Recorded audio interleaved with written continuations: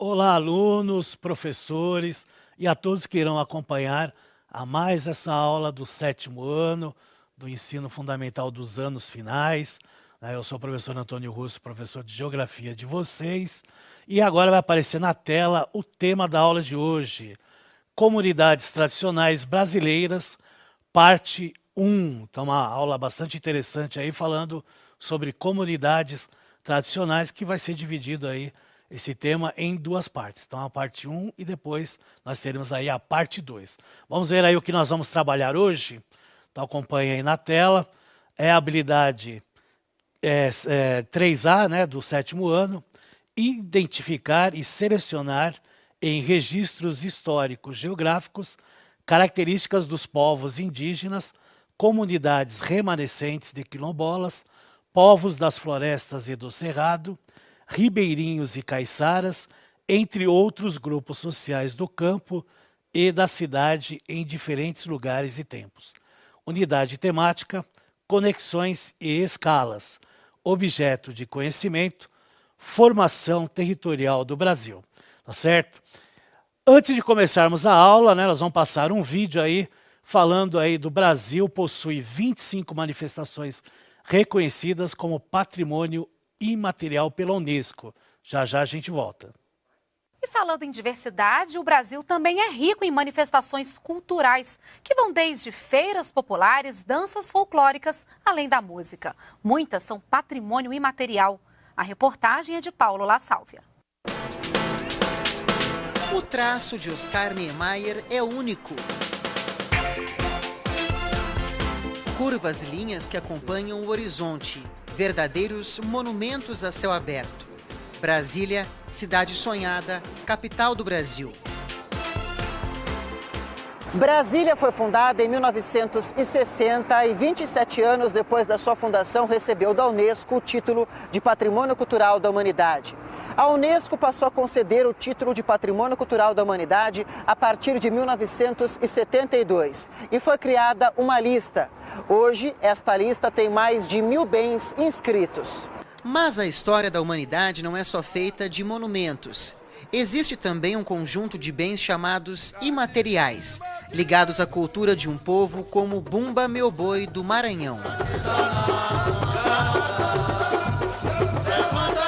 O Bumba Meu Boi do Maranhão entrou no ano passado para o conjunto de manifestações brasileiras que fazem parte do patrimônio cultural imaterial.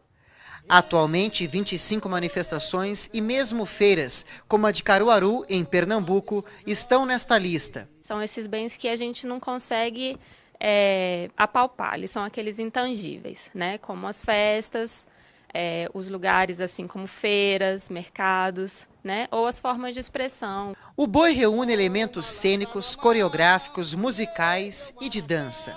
A festa folclórica também tem um caráter religioso.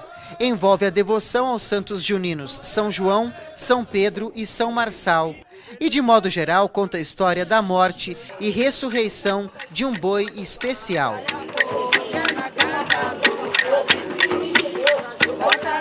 E como o Brasil é uma terra de fluxos intensos, com um movimento de pessoas e de tradições de um canto para outro na história do país, o boi que se originou no Maranhão chegou em Brasília há 49 anos com o mestre maranhense Teodoro Freire. Desde então, o boi do seu Teodoro dá vida a uma manifestação do patrimônio imaterial brasileiro. Era pra São João, pelo ano que passou.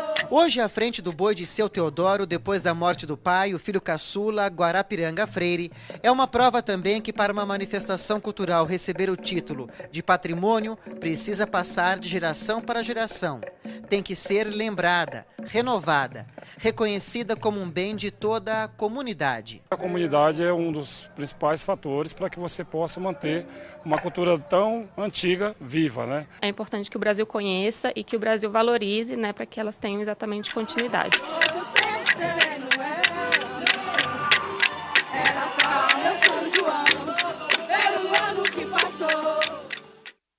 É isso aí. Então o vídeo aí mostrou, né, alguns, né, exemplos aí da cultura imaterial, né, que a Unesco aí, né, decretou como patrimônio mundial. Então é importante retratar isso, né? E sempre lembrando, né, que esse patrimônio imaterial, essa cultura imaterial, como foi falado aí na entrevista, né, ela não é palpável, né? Então, nós temos a capoeira, né, nós temos as danças, né? Então todos esses aspectos aí que são culturas imateriais, né? Vamos ver aí o que é patrimônio cultural?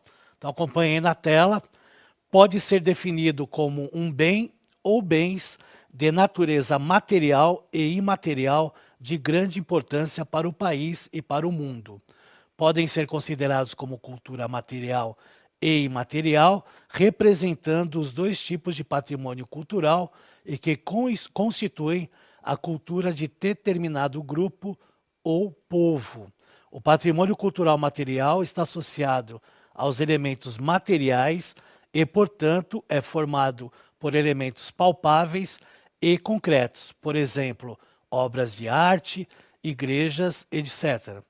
Já o patrimônio cultural imaterial está relacionado aos elementos espirituais ou abstratos, por exemplo, aos saberes e aos modos de fazer, às habilidades, às crenças, às práticas, ao modo de ser das pessoas. Ambos possuem aspectos simbólicos, posto que carregam a herança cultural de determinado povo, ao mesmo tempo que promovem sua identidade. Isso que é o mais importante, né? Além de você, né, mostrar essa cultura de vários povos, você mantém, né, através dos tempos, essa cultura, né? E aí, logicamente, passando de geração para geração, essas culturas elas vão permanecendo, né? Logicamente, né, alguns povos que deixaram de existir, mas mantêm ainda a sua cultura viva, né? Então, como por exemplo os maias, né, que tiveram aí, né, uma dizimação em massa, mas mesmo assim nós estudamos a cultura deles, né, que é importante retratar tanto a cultura material como a cultura imaterial, tá certo? Eu fiz aí uma nuvem de palavras sobre povos e comunidades tradicionais, né, porque são diversos povos e comunidades tradicionais que nós temos aqui no Brasil. Tá? Então nós temos aí os pantaneiros, os faxinalenses, os próprios pescadores, né, as quebradeiras aí de Babaçu, né, os catingueiros, né, os artesanais, os extrativistas, né, as bezendeiras, os ciganos. Né, nós temos vários exemplos aí de povos e comunidades, né, destacando isso aí nessa nuvem de palavras no formato de árvore, né? Dessa questão aí de geração desses povos e de comunidades tradicionais que nós temos aqui no Brasil, tá certo? Então, o respeito à sua, né, à sua cultura, né, a permanência da sua cultura, estando sempre enraizada também no nosso dia a dia, né, através das palavras, das músicas, na própria religião, né, em diversos, né, aspectos do nosso cotidiano aí, tá certo? Na próxima tela vocês vão ver aí um mapa, né, mostrando aí comunidades tradicionais no Brasil, que são comunidades aí que elas não têm essa relação indígena, né? Então eles são chamados aí de populações tradicionais não indígenas, apesar aí de algumas terem miscigenação, como por exemplo os caiçaras, né? Então nós temos em destaque aí o verde escuro, que mostra aí os ribeirinhos, né? Principalmente aí na região amazônica, né? Então nós temos os que estão aí em rosa, os caipiras, né, e os sitiantes, né? O que está aí em laranja, o sertanejo vaqueiro, né?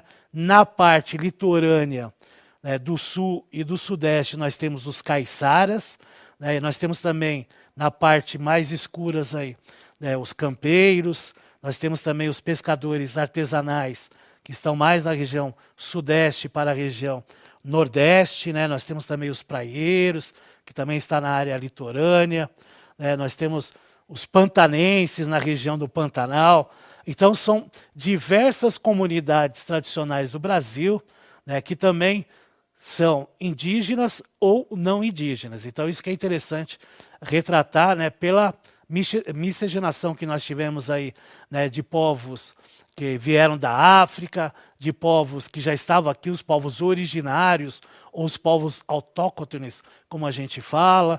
Daí também, né, os povos europeus que vieram aqui para o Brasil, e aí formam essas comunidades tradicionais, esses povos aí que nós temos aqui no Brasil, tá certo? Vamos ver aí no próximo mapa, parques e terras indígenas, né? São reservas e terras indígenas, na qual elas têm aí denominações, né? Os que estão em vermelho são terras declaradas, tá? Então são terras declaradas indígenas, tá? Então elas ainda não foram, né, assinadas. As que estão em amarelo, né, as circunferências aí em amarelo, são as que estão homologadas, tá? Então elas já estão assinadas, mas elas ainda não foram regularizadas.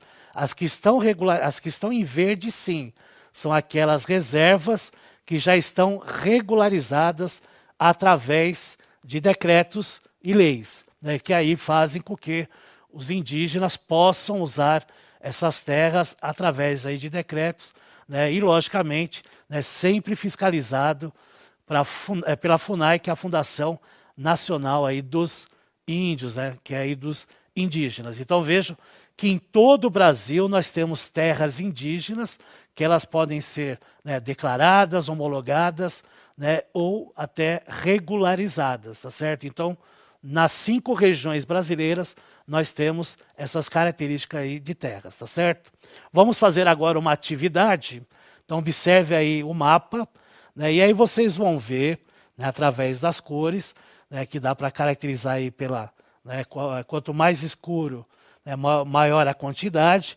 Qual estado brasileiro tem atualmente a maior população de indígenas?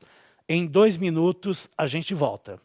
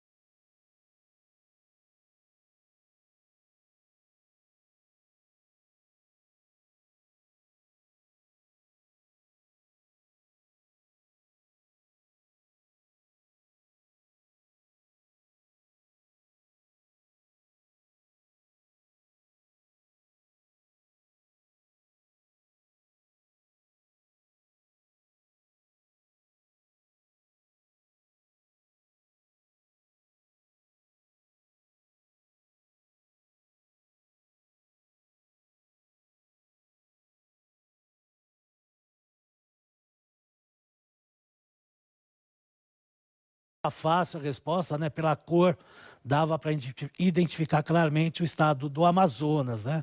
Já podemos ir para a próxima tela, que até responde a atividade aí que vocês fizeram.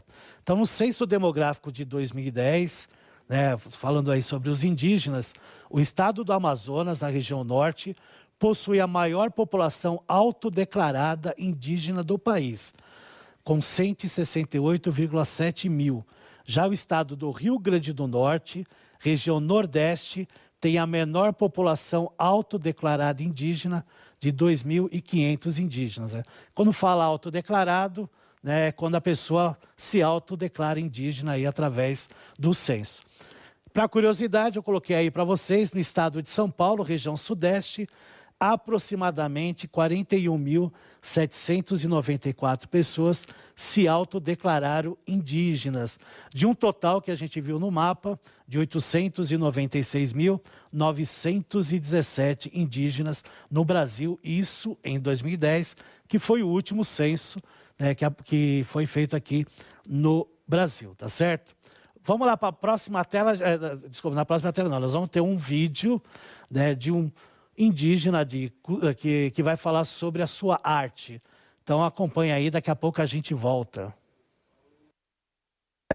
Agradeço, dono da floresta, dono do rio, dono da terra, dono do peixe. E foi assim que Alcuru começou a nossa entrevista, pedindo licença à natureza para falar sobre a sua cultura, a arte Cusiuá. Pinturas corporais, desenhos e cores. Tudo isso representa a maneira como os índios Wayampi do Amapá se expressam. Desde pequenos, eles aprendem que essa arte faz parte da identidade cultural do seu povo. Cusiuá é um desenho que a gente transmite para nosso povo, para crianças, para nossas gerações. O que a gente transmite? São dificuldades para transmitir, perigos. A arte Cusiuá foi o primeiro bem imaterial reconhecido no país. Desde 2002, ela é patrimônio cultural do Brasil e da humanidade. E agora o IPHAN revalidou esse título justamente por reconhecer a importância cultural dessa expressão para o povo indígena. Essa política, ela não prevê apenas o registro de um bem cultural de natureza imaterial, né? Mas ela prevê principalmente ações de salvaguarda para esses bens e principalmente para os detentores desse bem. E aí, dentro dessa política, a parte mais importante dela são justamente as ações de salvaguarda. Um bem, depois que ele é registrado, depois que ele é reconhecido como um patrimônio cultural do Brasil, ele tem que passar por uma revalidação 10 anos após o registro. A cada 10 anos você renova isso. Por quê? Porque diferentemente do patrimônio material, que é tangível, que é um patrimônio que é tombado, são as coisas, né? O patrimônio imaterial, o intangível, na verdade, ele está nas pessoas. Então nós vimos aí que é uma cultura imaterial, né, que são as imagens que tanto no corpo como também nas roupas, né, em todos os lugares, né, os indígenas Cusiuá eles usam, né? Então, na verdade, o Cusiuá são, né, os desenhos que eles fazem para falar, né, de várias situações aí que eles têm no seu dia a dia, tá certo? E é interessante que é um patrimônio imaterial tanto, né, do Brasil, né, representado aí pelo IPHAN, como também, né, um patrimônio imaterial da Unesco, né? Mas foi o que é explicado aí para vocês.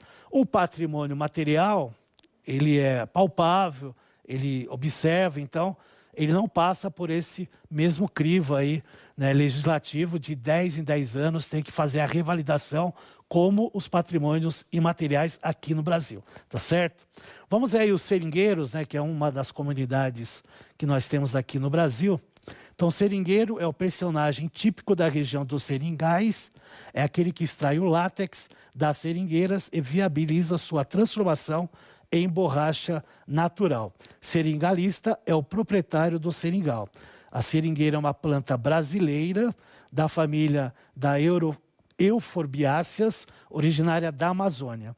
É uma árvore que atinge 50 metros de altura e de cujo caule, através das incisões oblíquas na casca, escorre um látex com que se produz borracha de primeira qualidade. Suas sementes contêm uma amêndoa, de onde se extrai um óleo amarelado, utilizado na indústria de vernizes e tintas. Então, as seringueiras, né, se tira aí o látex para a borracha e se tira aí, né, essa amêndoa, né, onde sai um líquido amarelo, que aí se produz o verniz e as tintas.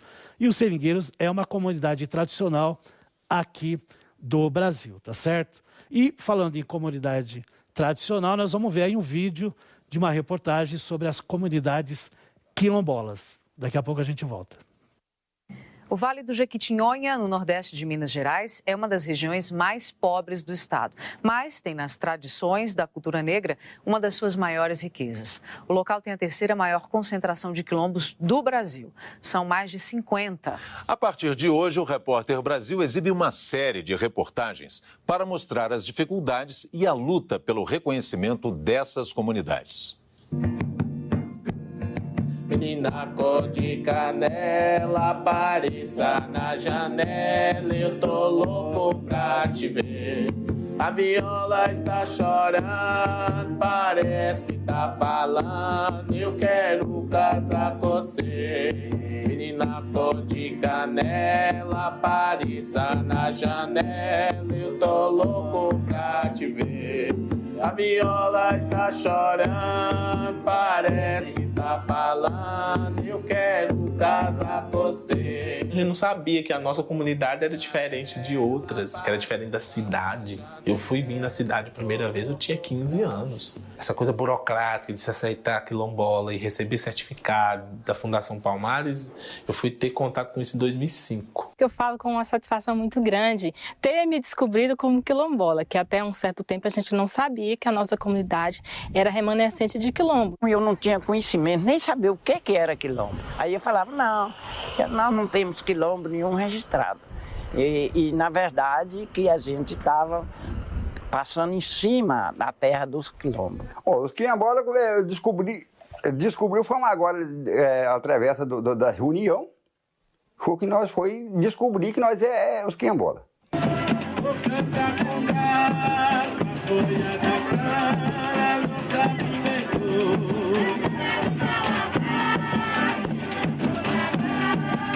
Muitos costumes dos escravos a gente está tentando manter, tentando segurar as tradições, aquele acolhimento que os escravos tinham com os companheiros. Então a gente vem nessa tradição, né? Em São Paulo, por exemplo, em Belo Horizonte, a gente entra numa condução, quem está sentado no canto torce para o canto, quem está sentado na beirada está torcendo para a beirada para o que está no canto não encostar nele. E nas comunidades, não, a gente tem tem aquele calor humano que é típico das comunidades tradicionais. Aprendi a andar, aprendi a andar, não foi nessa terra, não foi nessa terra, aprendi a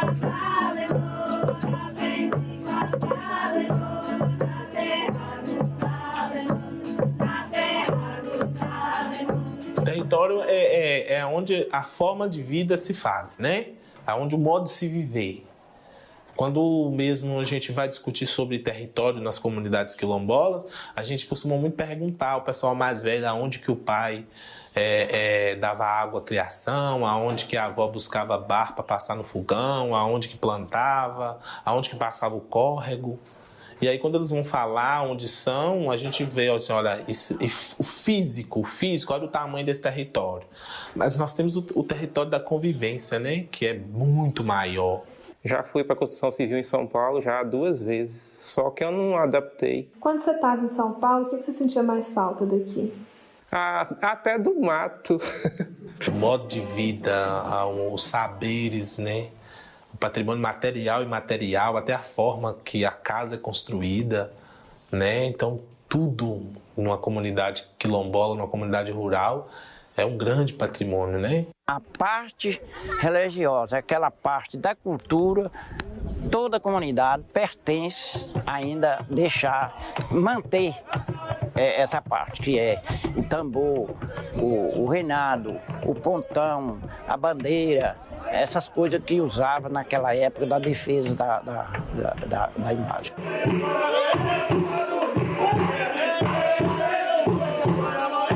É uma coisa que eu amo de paixão. Então, é uma coisa que eu acho, e eu falo para o jovem, que nunca deve deixar morrer.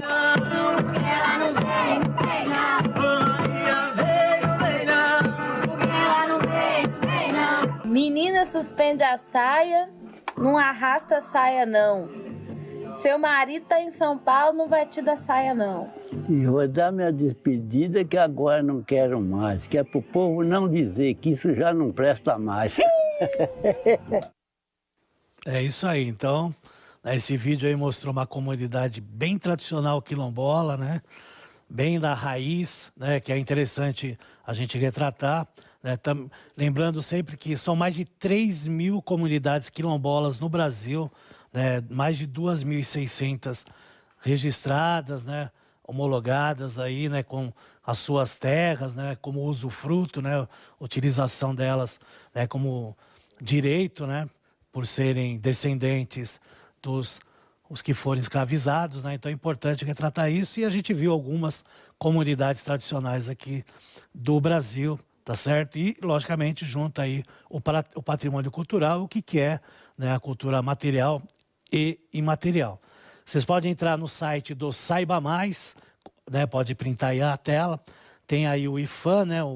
Que é o e o link dele, você entra e vai saber mais sobre informações aí, né, de patrimônio cultural do Brasil, tá certo? Eu agradeço aí a participação de todos, obrigado aí pelas respostas aí no chat que vocês deram, né, e na próxima nós daremos continuidade a essa aula, né? Não esqueçam de avaliar a aula, né? Tem o QR Code e o link aí para vocês estarem avaliando. Até a próxima, pessoal!